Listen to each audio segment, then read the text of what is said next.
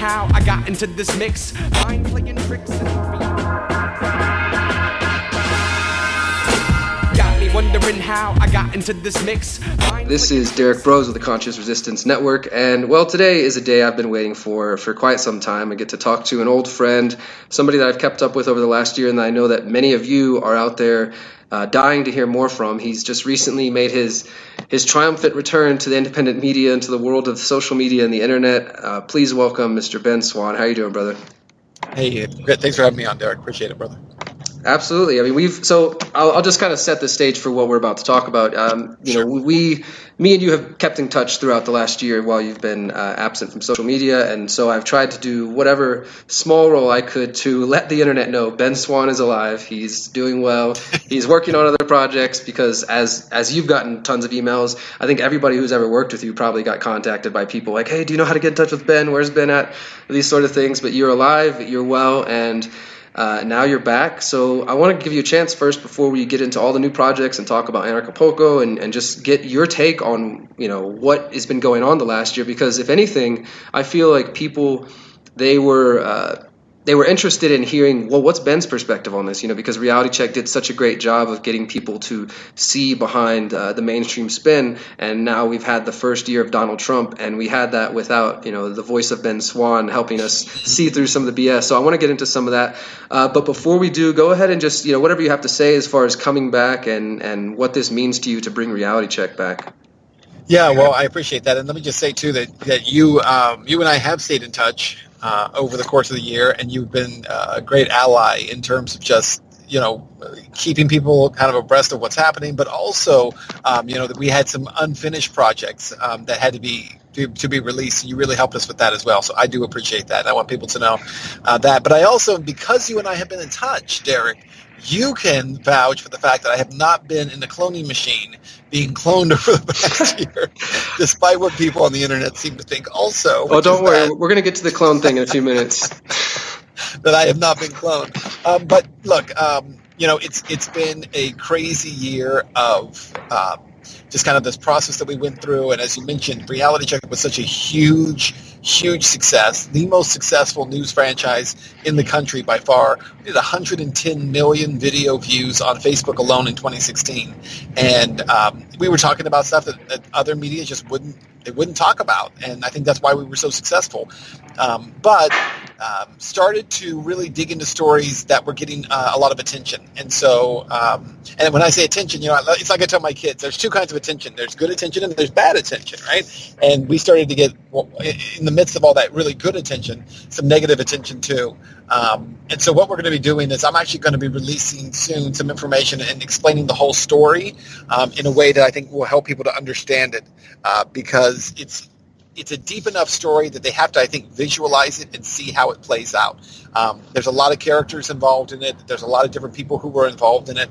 And there are systems that are involved in it. So we're going to be putting that out very soon so that people can kind of see it for themselves. But suffice to say, it was a very difficult year and then had the opportunity to come back independently because that's been really the project for the past year is finding a way to come back without having all these controls on us. And the project that I started with the Truth and Media Project all the way back in 2013 came about at a time when I was really trying to be in and found how difficult that was going through the kind of the crowdfunding, the Kickstarter, Indiegogo route was super difficult. And so finally have reached the point now where we're able to do it thanks to some great sponsorships, and I know we'll be talking about that as well. Yeah, so let's get into that for a couple minutes. I mean, for one, I'm excited to hear that you plan to address what you can, and I think many people feel like your recent I don't know if it was a firing or if they just let you go, whatever terminology is being used exactly. If it was amicable, it seems like from some reports and some different things I've seen that it might not have been as amicable as it could have been. But so you were absent from social media, but for those who are unaware, Ben was in Atlanta working for CBS 46 as he had been before, and before that you were in Cincinnati doing Reality Check.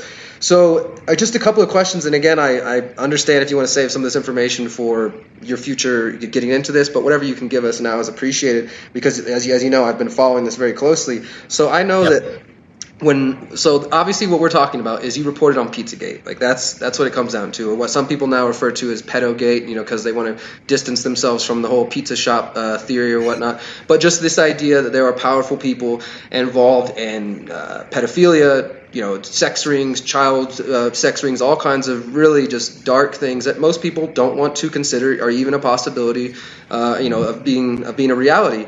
And you did a very simple, basic report. I remember after it came out, I sent you, I was like, hey, here's the report I did that touched on what you touched and went a couple other directions. And I also tried to not get lost in the weeds of all the various theories. But even with that very simple report where you just ask these basic questions, you immediately received flack, and the days coming after the reality check, which was it came out, in January of last year?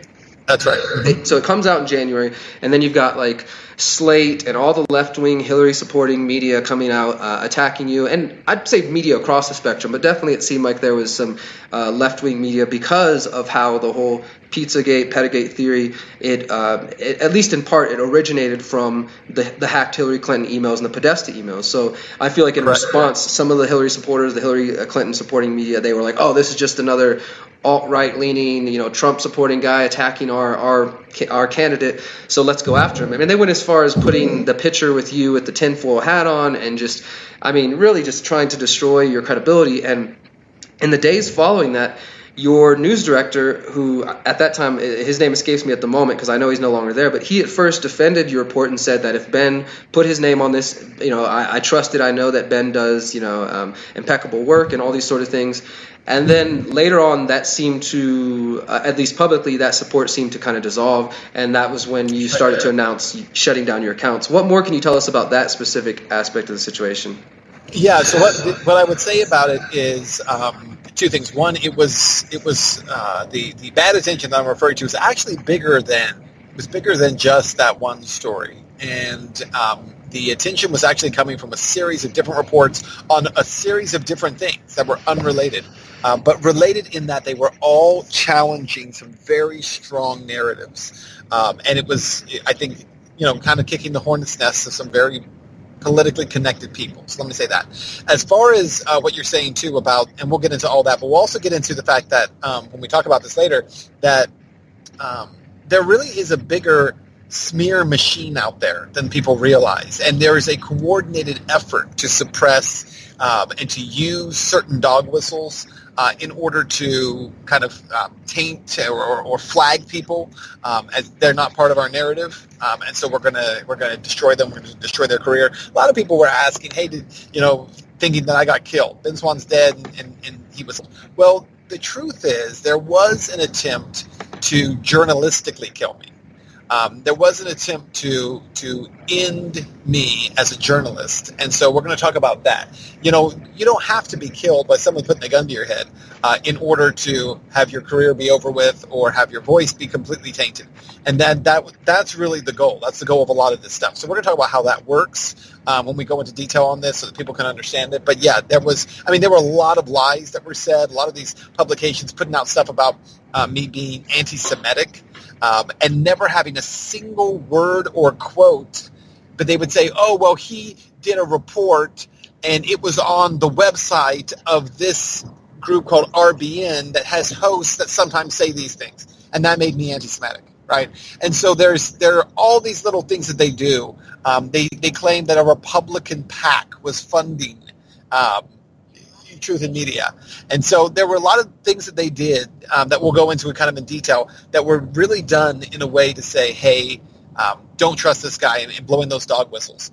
And then the last thing I'd say about it is that the piece that ran, and we'll explain this too in detail and how this worked, but the piece that ran, and every piece I've ever done with CBS 46, I stand behind because journalistically I can prove that everything I'm saying is factual. It's not my opinion. First of all, and second of all, that I had never run a single story there that was not approved multiple times by management. Absolutely. So look, I'm going to have to pry a little bit further, and I hope you don't mind. But you're a free agent now, and let me just refer back to what you said. You're right. They don't have to kill you. They just have to limit your engagement with people, your ability to reach people. I mean, I think many of us, especially as journalists who grew up with the internet as a tool to access, other people's minds and their social media accounts and to spread information, we really do take that for granted, just how easy it has been for us to spread information. And when they are able to, they being whoever, in this case being people involved in CBS 46, are able to limit a journalist's reach or say have them shut their social media accounts down or whatever happened exactly, I mean, obviously you just fall off the map and people wonder, did he die? Did he get cloned? And all these sort of things. I want to ask one more specific question, and I hope that you'll be as honest and open as you can because you're no longer, as far as we know, I mean, are you contractually obligated to CBS anymore? No, I'm not.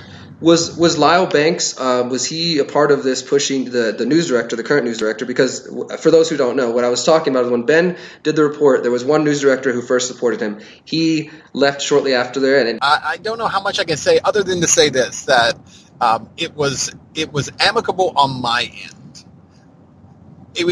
They have come off, I think, because I know that you've called the station a few times. I know that you have reached out to people there. I think some of their response and the way they've responded online, from what I've seen, has come off in a very negative way, and I'm not sure why that is.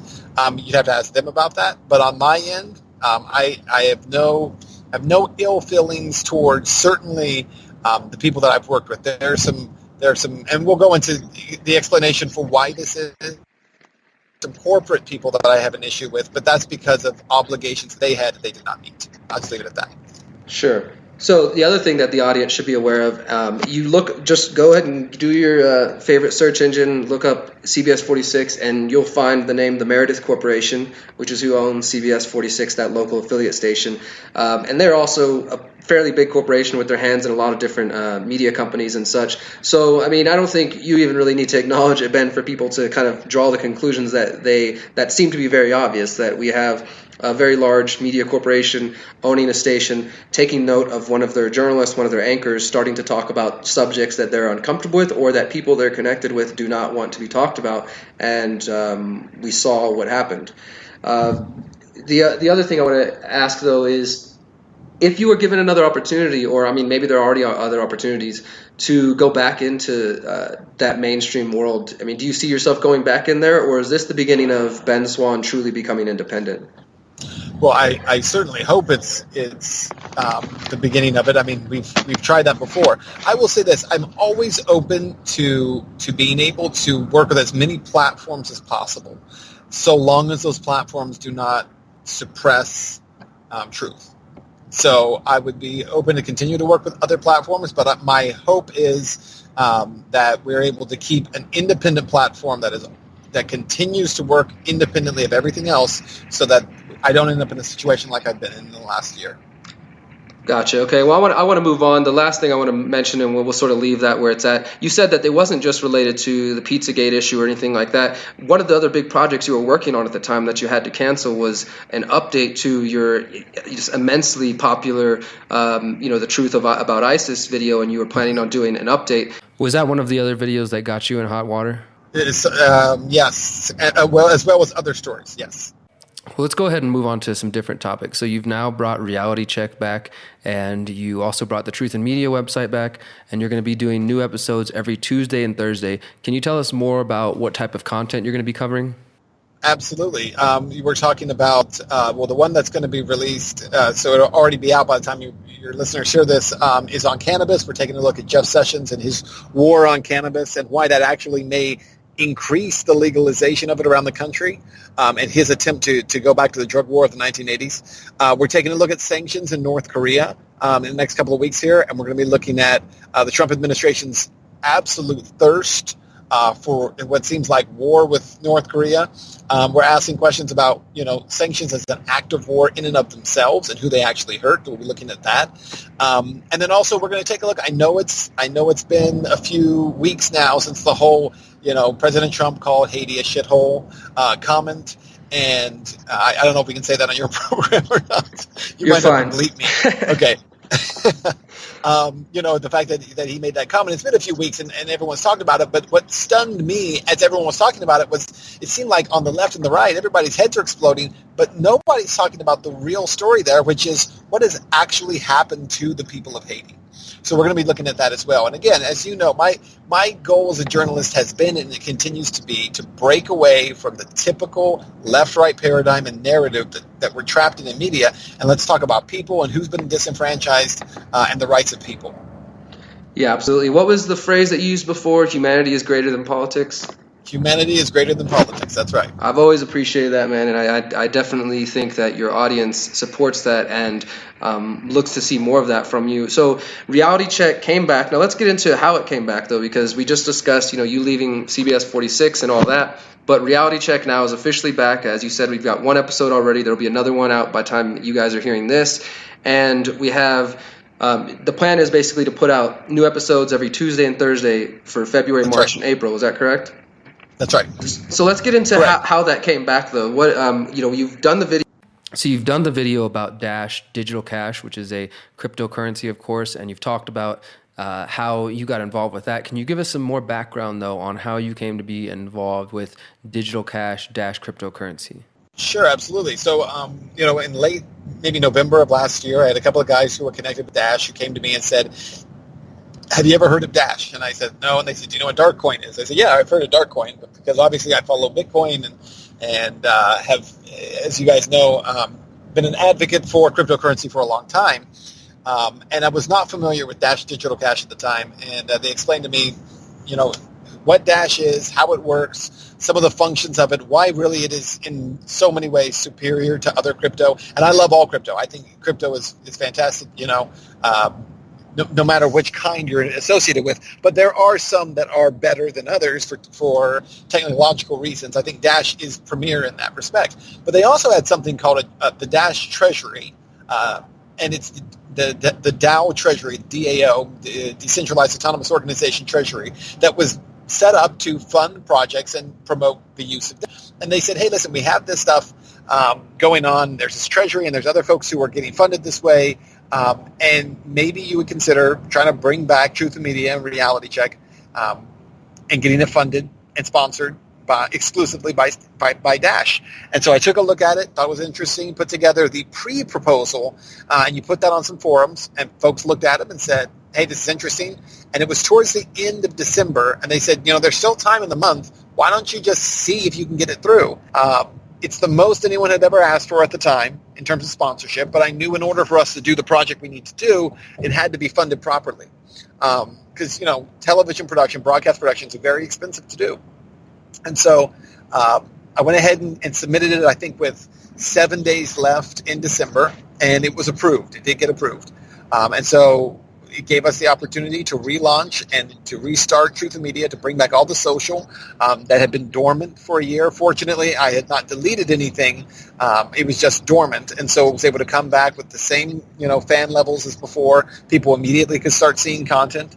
And then we were also able to restart independently that Reality Check series. And all of it happening because of the Dash Treasury. So it is so exciting, Derrick. I can't even describe to you how exciting it is to be in a position where, number one, it's not a corporation and it's not a company that's controlling this sponsorship. It is as I keep saying, a decentralized autonomous organization, meaning there are hundreds or thousands or tens of thousands of people associated with it who are, in and of themselves, able to vote on these issues. And so it was interesting going through the process of trying to get this thing approved, because you essentially have hundreds of people sending you messages asking you questions about your project and why they should fund it and why it's worth their time and money. And they come from different political backgrounds and geographical backgrounds and socioeconomic backgrounds. And so it was just a really interesting experience. Some were big fans, some were not, some were converted along the way. There was one of my harshest critics because he would just read the articles, like the BuzzFeed articles and some of those, and would say, this guy's crazy, he's a conspiracy theorist, he's saying all these crazy things. And I'd tell him, go watch the actual stories. And then he did, and he came back and said, I'm on your side. You have my vote. Because he went and watched it. And so it was just an incredible experience of connecting with so many different people who understand themselves, I think, the power of decentralization. And decentralization is what we need in so many different areas in this country where we've become so limited in who controls, healthcare, who controls media, who controls politics. There's too much control, and decentralization starts to break that up. Absolutely. I went through and I read through the whole proposal, and I mean, because I'm just kind of a nerd for the crypto stuff, as well as I was like looking for details, like I need anything I can get for this article. And it was interesting to see, like you said, a wide range of opinions and people who were like, oh, I don't want to support this guy. This is going to ruin our community. People who thought you were maybe too controversial to associate with Dash. And I think it was a good process to see you being able to come back and comment and say, look, this is what I'm really about. If you want to know more, here are the reports I've done. If you want to just listen to what the internet and the haters are saying, then you can do that. But it was really nice to see that process. And just for transparency's sake, the final amount, what was it, 2.3 million for Truth in Media and Reality Check to come back? Well, it wasn't. Not quite, because remember that it was 800 Dash. Okay, so folks can Dash. see that's all public. But obviously that number, if you go back 2 days ago, was it's dropped already. 2/3 less than what it was 30 days before. So, and that's one of the risks here, right? So one of the things about going this route is that it's very free market as far as I'm concerned.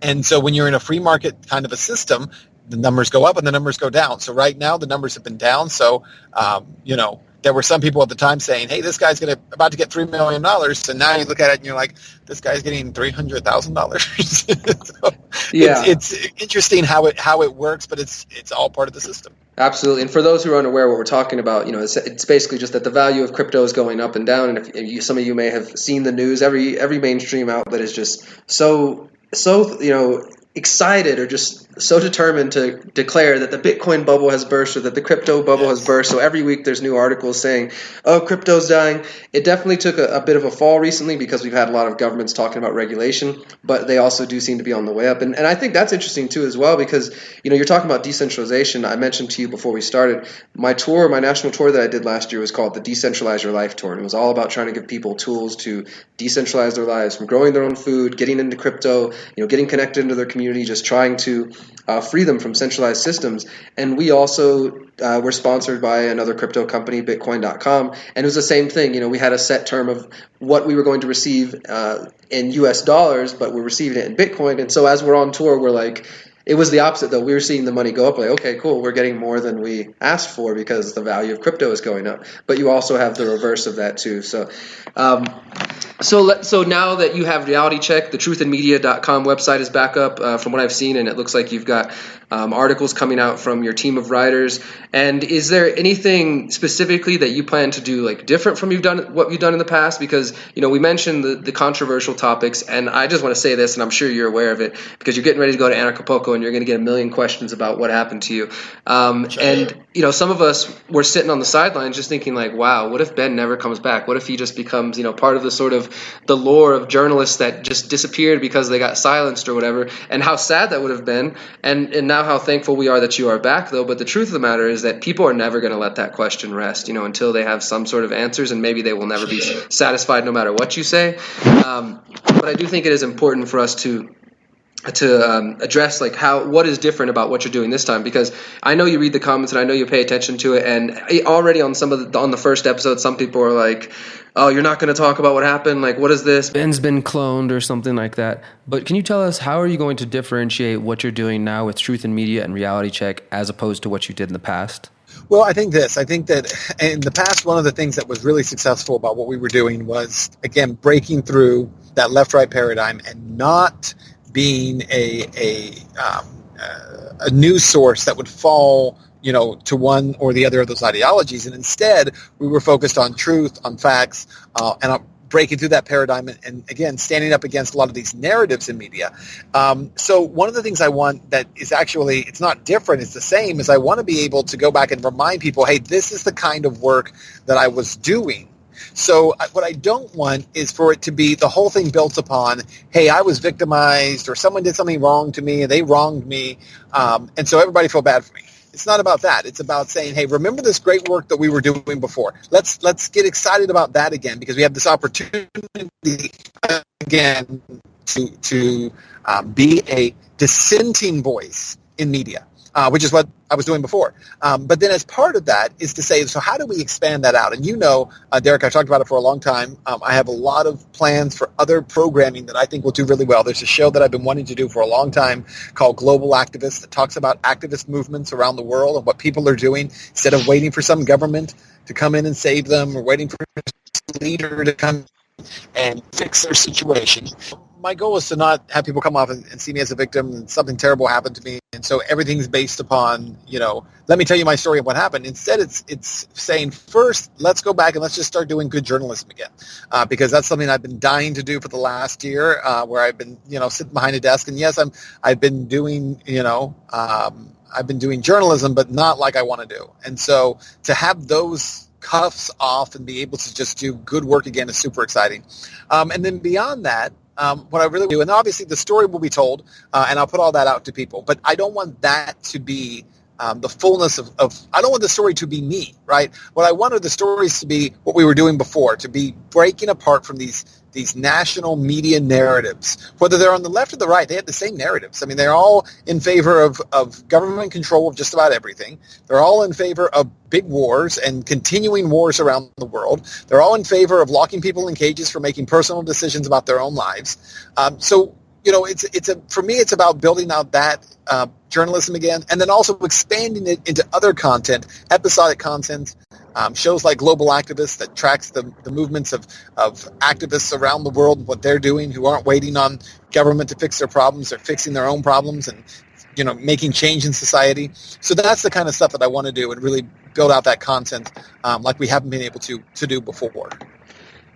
Yeah, absolutely. I'll tell you, from my perspective, it was definitely disheartening to see you sitting at the news desk talking about like local fluff pieces. And I mean that with all the respect in the world, but definitely you're far more capable of doing things like doing the work that you've done in the past and what you're back to doing now.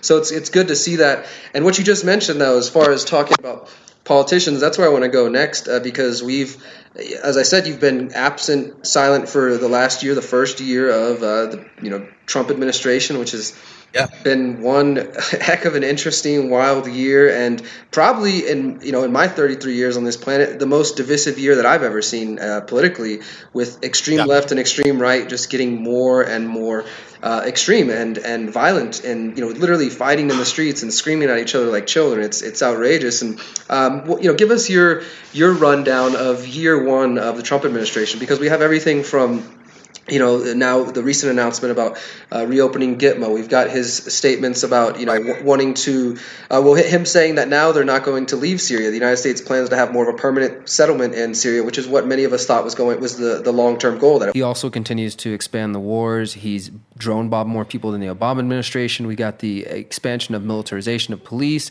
the growing surveillance and police state in the name of fighting immigration. I mean, the list really goes on and on as far as what the Trump administration's been up to. What has your take been on that? Yeah, I mean, obviously I've been chomping at the bit to talk about it, but one of the things that I think is interesting is all the media folks right now who are wringing their hands, right, at all the things you just described, every single one of those stories. They wring their hands at it. Oh my gosh, because Trump's an authoritarian. I got news for you. Trump is an authoritarian, but he is not more of an authoritarian than Obama was, or more of an authoritarian than George W. Bush was, or Bill Clinton was, right? He's not. The difference is that he's more abrasive in the way he speaks, number one. And number two, he is the most villainized president we've seen in certainly in my lifetime and probably in the last, since Richard Nixon, the most villainized president. And so we see this guy who's become in media where everything he does, they villainize, except for when he talks about things like Syria, or he talks about war with North Korea, they kind of leave it alone. And if you want to spot the narratives in media, the only place where Trump finds that the media doesn't really attack him is when he talks about war, or when he talks about the Middle East, and he talks about staying in Afghanistan even longer, and he talks about staying in Syria permanently. They don't seem to have a problem with those issues. They don't attack him when he talks about war. Those are the only times that he ever gets any kind of positive comments from media. And so I think, for those of us who have been covering this stuff for a long time and talking about this stuff, you and I have talked about it for years in our work, and that is stop looking at the figurehead. Stop looking at the man or the woman sitting behind the chair in the Oval Office, and instead recognize that the military-industrial complex that's been in place for decades running our foreign policy is mightily in control today.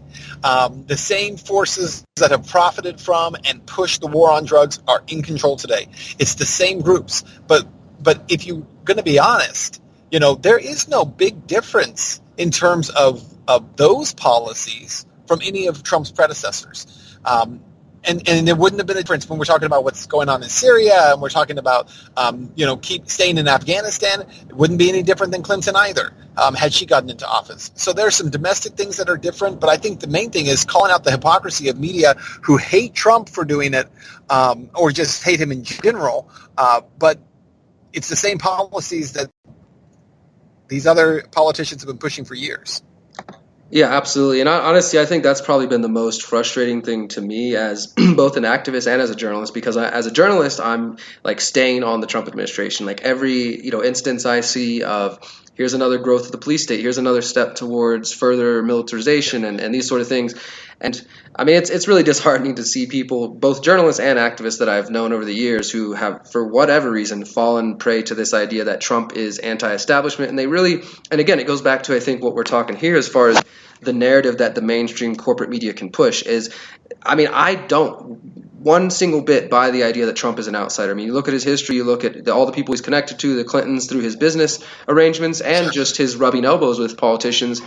The guy is not an outsider, but the media did a great job of sort of crafting that narrative. Both he played that narrative, and in my perspective, it seemed like Trump's role was to be as divisive as possible, say some ugly things. Like you said, he's no different than the past ones. He's just more abrasive. So the authoritarian nature and the ugliness is out in the open. Instead of a nice, well-spoken, eloquent Obama being the face for it, now you just have the abrasiveness all out for everybody to see. So people think it's much different, and they're like, oh well, and then the supporters think that somehow he got in there and he beat the whole system and he overcame the mainstream media and the deep state and all this, even though he's continuing to support the FISA courts, which is the very definition of the deep state. Do you believe under Trump, America's foreign policy has shifted in any great magnitude, or is this more of the same? Saudi Arabia has for decades controlled our foreign policy in the Middle East, and they continue to do so. And under Trump, that's going to be no different. He is very openly gushes over Saudi Arabia and the leadership there and what they do. So we know that the Saudis wanted Assad out. That was the reason for the war in Syria. That's the reason for the rebels, so-called rebels that popped up years ago. And we've done a lot of reporting on this. And the fact is that the goal has been, and it continues to be, to remove Assad from power and ultimately to control natural gas in that region and oil. It really comes down to money and control. And so the idea that the generals are saying we're going to stick around, we're not going to leave, the fact that we're seemingly to become more and more antagonistic towards Russia in Syria because we don't want the Russians interfering, even though we have really no reason to be there whatsoever. It's not surprising, but it's because the people who think that it was Obama's policy, people who think that it's Clinton's policy to be in Syria, that's where they're making the mistake. It's not. It is this military-industrial complex that's pushing it. It is the Saudis that push it. It's Jordan and Qatar that push it. And so when those countries are all pushing it, along with the military on our side, that policy is not going to change unless you elect someone to office who refuses to play that game. And the unfortunate thing about the authoritarianism, as we talked about before, is that authoritarianism is all you had for a choice this last time around. I mean, Gary Johnson was there, but most people didn't even know he was there. And Gary was even less libertarian than normal. I'm not sure what that was about because his running mate wasn't very libertarian. But the point is, if you get someone that has that Ron Paul mindset, right, that really believes in liberty and freedom, and that's the word that we're still lacking. When everyone talks about Trump and how much they despise him, there's no freedom alternative to Trump. There's no freedom alternative to Clinton. There's no freedom alternative at all. And that's what I think we're seeing in terms of this mess. So hopefully Because I agree with you. One of the messes that the media made was they pretended that now we have a clear, distinct choice, the outsider versus the person who can get it done. And the truth is, the policies are exactly the same. It's that same game they played on us for years, and they're still playing it on us. Yeah, well, don't worry though, Ben, because Oprah is going to run in 2020 and everything's going to be great. But I mean, seriously though. A car for you. A car for you. I went to. Yeah, I was joking about that. She's gonna give a State of the Union and tell everybody, look under your couches. There's free health care for everybody. But it really is. It's a sad state to be in, and honestly, truthfully, I find myself very frustrated sometimes, just like looking at the state of the world and the state of the United States, and thinking like, wow, there are so many people who are just going to continue to play this game for the rest of my life, for the rest of our lifetimes, and it really does sadden me. Back to what we were talking about as far as some people being duped by Trump. I want to talk specifically about the liberty movement or the freedom movement, whatever name people want to give it, because both of us have been involved in this movement in different ways. I mean, going back to 2012, you did a Texas tour and we toured around Texas, and I followed you around and did some work with you. We've both been involved and spoke at different events, and we're about to go to Anarchapulco and to speak there to the liberty movement, the freedom movement, the anarchist movement in America. There are definitely going to be some Trump supporters in attendance, and I'd like to give you an opportunity to address them specifically about why you think maybe they should rethink their support of Donald Trump. Well, I think that, again, it comes down to personal freedom. I mean, Donald Trump, and I don't have a problem with people liking him or favoring him or believing in him. I'm okay with you believing in and hoping for the best from someone. But I think you also have to be a realist and say, okay, I may be hoping that someone will be something, but what is the actual result of their actions? And the biggest problem with Trump is the result of his policies are rarely, and I would say virtually never, about actual freedom. Right? He's a big believer in big government. He's a big believer in cracking down on anyone who does anything he doesn't like. He's an authoritarian. And the problem is that we made a shift in this last presidential election. And the shift was we went from the folks who were the believe in big government on one side, and then you had this liberty movement that's been growing since 2012 like crazy on the other side, to this very weird shift that took place, that the liberty people got caught up in a authoritarian, they'll break the elitist system. And it doesn't, because the elitist system is the authoritarian system. It just gets enveloped into it. And so I think one of the problems is if you look at Trump, I would just challenge people to say, give me one example where Donald Trump has pushed forward a policy that has increased personal and individual freedom in this country. Yet. I hope to be proven wrong, but I haven't seen it yet. Yeah, and I do this on a fairly regular basis. I try not to because I don't like engaging with people, especially when I can feel like we're neither side is really gonna learn anything. But the answers I've heard in regard to that question that they bring up, and I don't even think this is accurate. This might be something you could touch on. Is the tax breaks thing? They're like, oh well, you guys didn't give me some of my tax dollars back. Trump did that. You guys aren't going to build a wall to stop immigration, even because they think that that's a positive thing. But again, as I mentioned before, right. In my mind, the whole stopping immigration, it's about control. It's about domination. They're instituting the same plans that they've had since George Bush and before. After 9/11, they talked about they wanted an organization, a bureau known as Total Information Awareness. And the people initially pushed back. Many people don't know that there was another bill after the Patriot Act that was dubbed the Patriot Act 2 that was actually much more egregious against our civil liberties.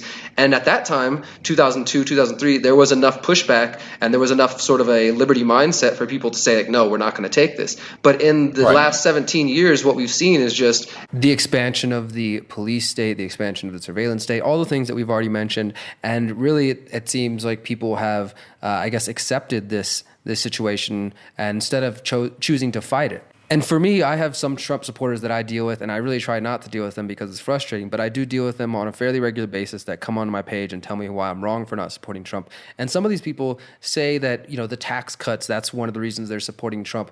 They'll point to that. And, what are your thoughts on that? Right. Well, that's absolutely true. And even when you talk about the tax thing, look, I think the tax bill that Republicans put forward is not a terrible bill. I know some people hate it, and I don't think it's a terrible bill. But here's what I believe, and it is significant change, and there is more money coming back to the average person. I believe all of that. But that is equivalent to saying, so this guy broke into my house and he stole all of my stuff. Another guy broke into my house and he stole less stuff, so he's a better thief in my life. Well, no, but he's still a thief, right? And so if you believe that at their core that taxation is theft, and I'm not saying all taxation has to be theft. I think there's ways of setting it up so that, in theory, if we're talking about just philosophically, I believe it's theft. And I believe that there are ways to set up voluntary systems for people who say, I would like to have running water and paved roads in my community. I don't want to, live without it. There are ways to set it up. But that's a whole other philosophical discussion. But just in terms of saying, hey, because Republicans put forward a tax bill, that freedom, that's not true at all, because those same Republicans just reauthorized the even more secretive FISA 702 that totally violates your Fourth Amendment rights. They don't believe in freedom, and Trump doesn't believe in freedom because it's listen, and I know we don't have time for all this, but fascism, and the very definition of fascism, is not corporations being controlled by the government. It is the government believing that the corporate, meaning the collective of all of us, is controlled by the state. And even in the fascist system that was created by Mussolini, the belief was that some freedoms are permissible, some freedoms are good, but only the state gets to decide which of those freedoms are good. You as an individual can never decide. That's the very definition of the Republican Party in America, the Democratic Party in America, whether Trump is the president, Obama's the president, Bush is the president. Show me a leader who says, no, the collective is not controlled by the state, and instead individuals have the right to make choices for themselves. And show me who that person is, because that's the person who believes in actual freedom, not fascism. Yeah, absolutely. And just to add to that before we move on to the last topic, I appreciate you giving me so much time, by the way. And to everyone listening, please do, keep up with Ben. Ben is back now, and he's doing us a favor by doing this call from the road. So I appreciate that. And, to add what you said as far as, somebody saying, well, this person's stealing less from me than this other thief. In my response to someone the other day who told me the same thing, I mean, literally just yesterday said, well, I got more of my tax dollars back. You didn't do that. And I asked them, well, so does that... does that get rid of the fact that he has already dropped more drone bombs than Obama? Does that get rid of, the civilian deaths that have taken place? And there's just a very strong cognitive dissonance, and we've seen it, with Obama supporters and other supporters in the past. I guess just for me, and again, because I'm referencing the liberty movement, it was even more disheartening to see people who, at one point, I believe that they really were about liberty and freedom. Maybe they were just against Obama. I don't know. But now they're showing that they really don't understand the concept. So it's sad to see, but I do have hope and faith that as we move forward, more people will see Trump for what he really is, and that we can continue to build this coalition of liberty-minded individuals. The last two things I want to just briefly get through with you, and we're going to end on positive things, so I'm going to ask about solutions finally. But before that, you've had a lot of criticism coming out, and from the very just silly things like, oh my God, look at Ben Swann's haircut, he's part of the alt-right, to the thing you sort of briefly mentioned earlier. Now, I'm going to set the stage for this. So there's a Reddit thread going around claiming that the person who posted on Reddit is claiming to have been an associate or an employee, a co-employee of you at CBS 46. And they posted this last year, I think shortly after you first went dark. And they basically said, the Ben Swann that is here at the station is not Ben Swann. Like, he doesn't remember certain things. He's acting different. And then, somebody else kind of came in the thread and made some sort of insinuation that you were a clone of some sort. And I know it's kind of silly, but your thoughts on that? Well, first of all, I don't know who this person is who wrote it. However, I don't disagree with them.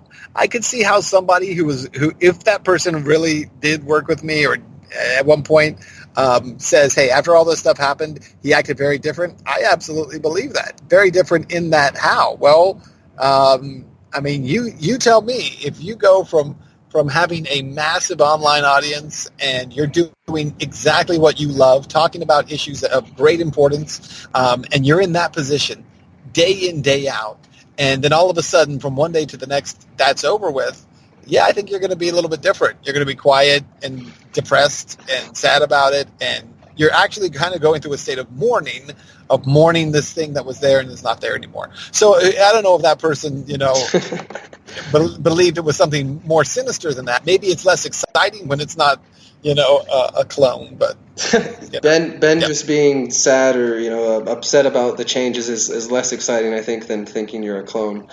Exactly. Yeah. Exactly. And the other thing, I mean, besides just the whole haircut thing, what was it, AGC? What's this guy, Randy Ho, I think? And I mean, he seems he seems to have an issue with you. He is one of the people I was communicating with, and I almost felt the need to sort of email him like, hey, guy, the things you're saying about Ben are not accurate, because and I'm sure you saw them in his reports. He mentioned or referred to you as like an alt-right personality or something along those lines. Right. Has there been that kind of pushback? Because, I mean, again, it wasn't just the national media. There was definitely, and even on CBS 46, there's people who, and this could be trolls, this could be, we all know that the various programs that different government agencies have, as well as people who just seem to have way too much time. But there are people on there like, oh, get rid of this conspiracy theorist, this guy's an alt-righter kind of thing. How have you been dealing with that or responded to it, if you have at all? Yeah, well, I've not responded to it very much. So this guy from the AJC, by the way, the reason he writes about me so much is because it's the only time anyone reads any of his articles is when he writes about me. So he wants to write about me, and he wants to talk about me as being this alt-right personality. He kept saying his alt-right reports, which clearly means he's never watched any of my reports if he thinks that they're alt-right. But what's important about this is that this is one of those dog whistles I was mentioning to you. So it's now this new thing where it's like, oh, we're going to use this term to describe him. He's alt-right. And I did have some people on Twitter who started tweeting at him saying, this guy doesn't know the difference between alt-right and libertarian, right? Alt-right is just a term that's now used in the media that says this person is a white nationalist. That's what he's really trying to say.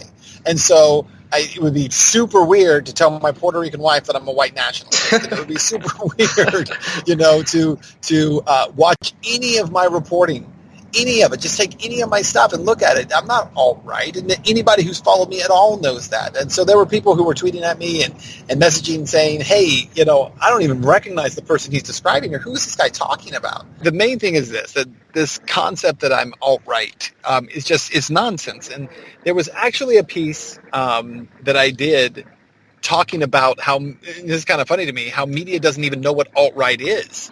So one of the last stories I did was saying they don't even understand what alt-right is. And so that's this concept that you're a white nationalist, right, is really what it's turned into. And that's what the phrase has become. But the folks who voted for Trump, the idea is that he only pulled these people who are alt-right. And so if you're a Trump voter, they want to call you alt-right. When in reality, Trump actually did pull together a pretty strong coalition, including of libertarians and different folks who voted for him. Now, we can debate whether they should have or not. That's another debate, but they did. And so this concept that I'm alt-right is it's nonsense. I've seen people say that I have an alt-right haircut. I'm like, I don't even know what that means because my hair is short on the sides and long on top. A year before that, before everyone was using the term alt-right, people said I had Macklemore's haircut. Is he alt-right?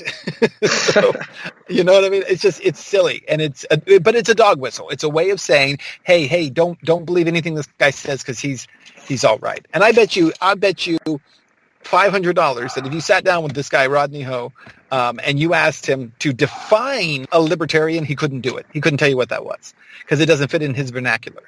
His very limited vernacular. Yeah, that's kind of what I gathered from just reading the pieces that he was putting out there about you. And well, we're getting here to the end. I appreciate you giving me so much time, Ben. I know that you're very busy. As you said, you're about to release your next episode of Reality Check, and then getting ready to head to Mexico next week. So there's so much going on, and I know that there are just so many people who are thrilled that we have you back. As I always see you as an ally and as a colleague, as much as a friend as well. And it's an honor to work with you and to communicate with you, and I mean that truly. And I just want to, I don't want to leave this on such a heavy note, as we've talked about a lot of different topics here, from, the Trump administration to what made you have to go dark, as you put it, and, the accusations and coming from all sides. What do you see? Obviously, journalism is a tool that you use, but in the larger sphere of things, and say for people who aren't journalists and who maybe don't necessarily even view themselves as activists, what do you think your audience members, which you really hit a wide range of people, who love your look and want to see the sort of what they've come to know as mainstream news? You there? Okay. I think at this moment, right, one of the things that I feel like, and we talked about this throughout this interview, that gives me hope, but it also gives me a lot of fear, is that we have stepped away from the concept of the freedom movement, right? We had this movement that was building for better part of almost a decade, right? Of people saying, "Hey, let's get back to what this country was founded on." I feel like what we've done is we've stepped away from that, and we've gotten into this authoritarian idea of what the country has become, an authoritarian idea of the world around us. And we've forgotten about this whole push for what does it mean for people to be free? What does it mean for you to have freedom and for me to respect that even if I don't like the way you use your freedom? It's yours to use. And so my hope is that we'll start re-engaging people in this conversation, not based on political personalities, which is what media wants you to do.